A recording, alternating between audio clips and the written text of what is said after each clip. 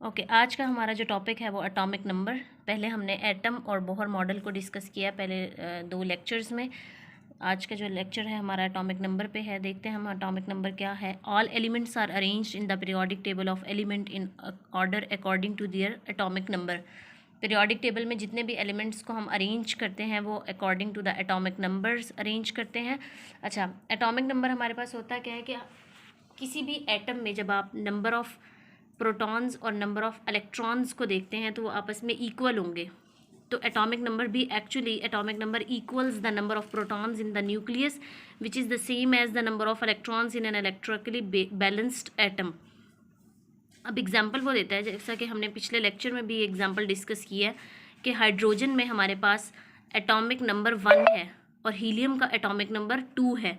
तो इसका मतलब है कि हाइड्रोजन में अगर एटॉमिक नंबर 1 है तो एटॉमिक नंबर अगर 1 है तो उसके न्यूक्लियस में नंबर ऑफ़ प्रोटॉन भी 1 है और इलेक्ट्रॉन भी 1 है।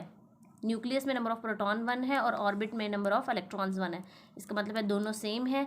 अगर प्रोटॉन एक है इलेक्ट्रॉन भी एक है तो आपके पास एटॉमिक नंबर भी एक ही होगा।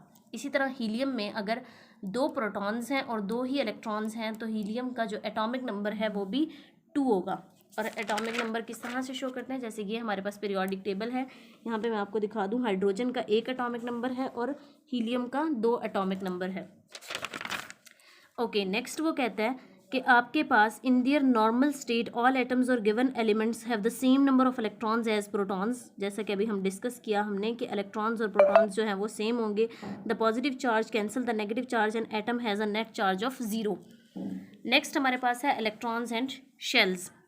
इलेक्ट्रॉन्स एंड शेल्स में वो क्या कहता है कि electrons orbit the nucleus of an atom at certain distance from the nucleus. कि जो आपके पास न्यूक्लियस से इलेक्ट्रॉन है वो एक सर्टेन डिस्टेंस पे होगा, ठीक है। न्यूक्लियस से इलेक्ट्रॉन एक सर्टेन डिस्टेंस पे होगा। तो वो ये बात यहाँ पे कह रहा है कि electrons orbit the nucleus of an atom at certain distance from the nucleus.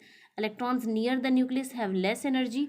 कि जो इलेक्ट्रॉन्स न्यूक्लियस के करीब होंगे उनमें एनर्जी कम होगी than those in more distance orbit. कि जो ऑर्बिट्स दूर होंगे, अब इस एग्जांपल को हम देखते हैं कि जो ये इलेक्ट्रॉन जो है ये करीब है न्यूक्लियस के और ये इलेक्ट्रॉन दूर है, तो इसमें लेस एनर्जी होगी as compare to this one. तो जितना दूर होगा इलेक्ट्रॉन उसकी एनर्जी उतनी ही ज़्यादा होगी। Electrons near the nucleus have less energy than those in more distant orbit only discrete, मतलब जो डिस्टेंस पे होंगे। Values of electron energies exist then atomic structures, therefore electrons must orbit only at discrete distance from the nucleus. Each discrete distance orbit from the nucleus corresponds to a certain energy level। कि उनका एक कोई ना कोई energy level होगा। In an atom the orbits are grouped into energy levels known as shells. इसे हम shells consider करेंगे। नेक्स्ट एग्जांपल में मैं आपको क्लियर समझाऊंगी। A given amount has an fixed number of shells. कि जो उसमें फिक्स नंबर ऑफ शेल्स होंगे किसी भी एटम में। Each shell has a fixed maximum number of electrons. हर शेल में जो है वो फिक्स्ड नंबर ऑफ इलेक्ट्रॉन्स हम एग्जिस्ट करवा सकते हैं। नेक्स्ट एग्जांपल में हम इसको अच्छी तरह से बताएंगे। The shells are designated as 1 2 3 and so on. कि जो जैसे फर्स्ट है ये 1 कंसिडर होगा, second shell, third shell, fourth shell, इस तरह से हम इसे करेंगे। With one be closer to the nucleus the Bohr model of the silicon atom is shown in figure. अब हम एग्जाम्पल की तरफ आते हैं। ये देखें एग्जाम्पल में हमारे पास ये न्यूक्लियस है। न्यूक्लियस के सबसे नियरेस्ट जो ऑर्बिट है वो ये है, फिर सेकंड ऑर्बिट, थर्ड ऑर्बिट। अब इसको हम शेल 1 कहेंगे, ये शेल 2 होगा और ये शेल 3 होगा। अब हर शेल में कितने मैक्सिमम नंबर ऑफ इलेक्ट्रॉन्स हम रख सकते हैं वो अब आपको मैं फार्मूला बता देती हूँ। हमारे पास एक फार्मूला होता है NE is equal to 2n²। तो इसमें किस तरह से हमें पता चलेगा, n का मतलब है यहाँ पे नंबर ऑफ शेल। कि जो सब ये सपोज हमारे पास शेल 1 है तो हम शेल 1 के लिए 1 पुट करेंगे, n की वैल्यू इसका मतलब है 2।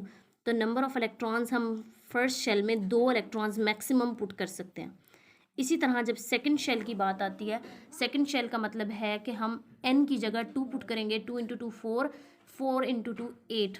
तो इसका मतलब है कि सेकंड शेल में हम maximum number of electrons 8 put कर सकते हैं।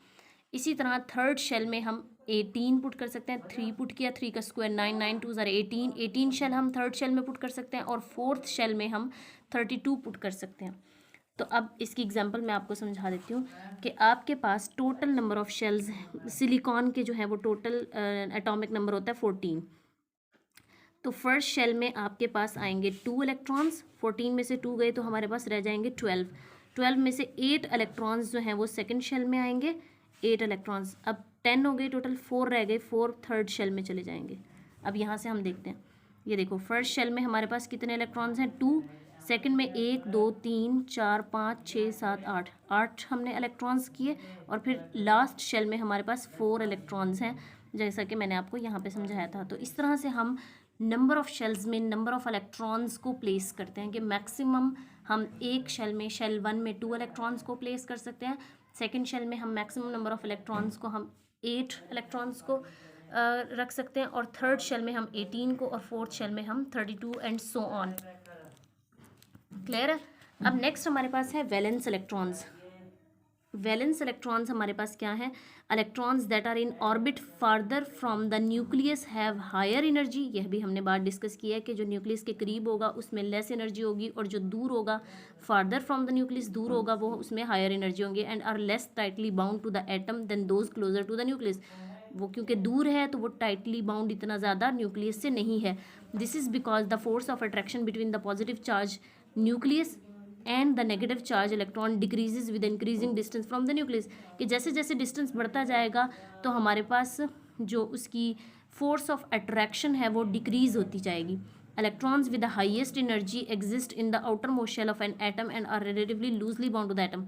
यही बात के इलेक्ट्रॉन्स जो है वो हाईएस्ट एनर्जी एग्जिस्ट करेगी जो दूर होगा शेल, और एज़ कम्पेयर टू जो नियरेस्ट होगा, और वो लूजली बाउंड होगा atom. The outer most shell is known as valence shell. अब आपकी एग्जांपल जो हमने लास्ट में देखी है, तो इसका जो वैलेंस शेल होगा वो आखिर वाला शेल होगा।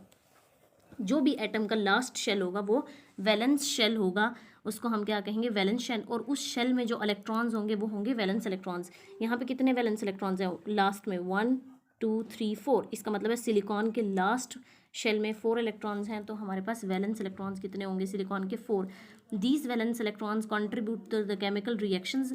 तो जो ये वैलेंस इलेक्ट्रॉन्स होंगे ये केमिकल रिएक्शंस में कंट्रीब्यूशन करेंगे और बॉन्डिंग करेंगे with the structure of an material and determine its electrical properties. और इसकी वजह से हम उसकी इलेक्ट्रिकल प्रॉपर्टीज़ को डिटरमाइन करेंगे। When a valence electron gains sufficient energy from an external source. अच्छा, अब ये बड़ी इंपॉर्टेंट बात है कि जब वैलेंस इलेक्ट्रॉन गेन करेगा कोई सफिशिएंट अमाउंट ऑफ एनर्जी किसी भी एक्सटर्नल सोर्स से, तो ये क्या करेगा? ब्रेक कर जाएगा अपने ही एटम से। तो ये ब्रेक करेगा, तो जब ये ब्रेक करेगा तो इसे हम कहेंगे free electron. This is the basis for conduction in material, और यहाँ से हमारे पास कंडक्शन स्टार्ट हो जाएगी। ठीक है, नेक्स्ट टॉपिक हमारे पास है आयोनाइजेशन का। आयोनाइजेशन में वो ये कह रहा है कि when an atom absorbs energy from a heat source और फ्रॉम लाइट, कि जब एटम हमारे पास एनर्जी को एब्जॉर्ब करेगा किसी भी हीट सोर्स से या लाइट से, for example the energies of the electrons are raised, तो फिर हमारे पास एनर्जी इलेक्ट्रॉन की क्या हो जाएगी? इंक्रीज हो जाएगी, रेज कर जाएगी। The valence electrons possess more energy and are more loosely bound to the atom than inner electrons.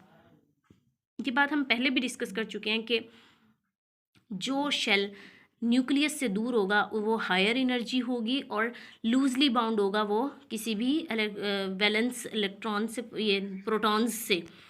ठीक है, नेक्स्ट में वो ये कह रहा है कि the valence electron possess more energy and are more loosely bound to the atom than the inner electron, so they can easily jump to a higher energy shells when external energy is absorb by the atom. तो इसलिए वो क्या कर जाएगा?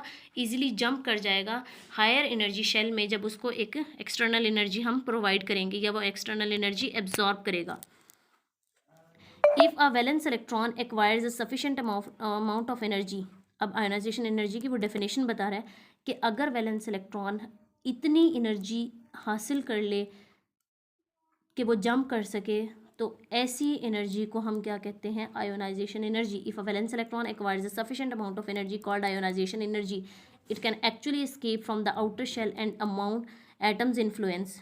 ये वो ionisation energy वो energy है कि एटम इतनी एनर्जी एब्जॉर्ब कर ले एटम में जो इलेक्ट्रॉन्स हैं वो इतनी एनर्जी अब्जॉर्ब कर लें कि वो इजीली अपने ही इन्फ्लुएंस से एस्केप कर सकें, भाग सकें दूसरे किसी भी एलिमेंट में, एटम में.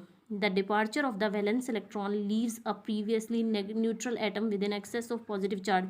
अच्छा, ये बड़ी इंपॉर्टेंट बात है कि जब भी इलेक्ट्रॉन जाता है तो कि वो अपनी जगह पॉजिटिव चार्ज मतलब वैकेंसी छोड़ जाता है. The process of losing a valence electron is known as ionization. तो जब हमारे पास ये तो आयोनाइजेशन एनर्जी थी ना, आयोनाइजेशन का प्रोसेस क्या है कि जब वो लूज़ कर रहा होगा इलेक्ट्रॉन को, वैलेंस इलेक्ट्रॉन को, तो इस प्रोसेस को हम क्या कहेंगे, ionization. And the resulting positively charge atom is called a positive ion. अच्छा, इसकी एग्जांपल वो ये दे रहा है कि कोई भी केमिकल सिंबल है, जैसे हाइड्रोजन का हम ले लेते हैं H. जब वो न्यूट्रल हाइड्रोजन एटम लूज़ करेगा अपना वैलेंस इलेक्ट्रॉन, इसका मतलब है जब आयोनाइजेशन होगी तो बिकम्स अ पॉजिटिव आयन. वो किस तरह से दिखाई देगा, H पॉजिटिव, इस तरह से. ठीक है, और ये एस्केप्ड वैलेंस इलेक्ट्रॉन को हम क्या कहेंगे, फ्री इलेक्ट्रॉन. नेक्स्ट में वो एक और एग्जांपल देता है क्लोरीन की. वो कह रहा है in many chemical reactions a group of atom that are bonded together can lose or acquire or many more electrons. ठीक है, for some non metallic material such as chlorine. अब वो क्लोरीन की बात कर रहा है कि क्लोरीन जो है वो free electron can be captured by the neutral atom. जैसे उसने लूज़ करने पे पॉजिटिव आयन दिया, इसी तरह जब वो एब्जॉर्ब करेगा किसी भी इलेक्ट्रॉन को तो वो नेगेटिव आयन देगा. वो कह रहा है कि forming a negative ion in case of chlorine the ion is more stable, वो ऑलरेडी स्टेबल होता है, देन द न्यूट्रल एटम. जब वो किसी भी एटम को लेगा इलेक्ट्रॉन को तो वो नेगेटिव चार्ज आएगा Cl-. तो वो कह रहा है कि Cl- ज़्यादा स्टेबल होता है देन न्यूट्रल. Cl से Cl- ज़्यादा स्टेबल होता है क्योंकि ये क्या कर देता है, उसके आउटर शेल को फिल कर देता है, कंप्लीट कर देता है. जब ये इलेक्ट्रॉन को एब्जॉर्ब करेगा तो इसका जो आउटर शेल है वो क्या हो जाएगा, कंप्लीट हो जाएगा. तो इससे इसकी स्टेबिलिटी ज़्यादा इंक्रीज़ हो जाएगी.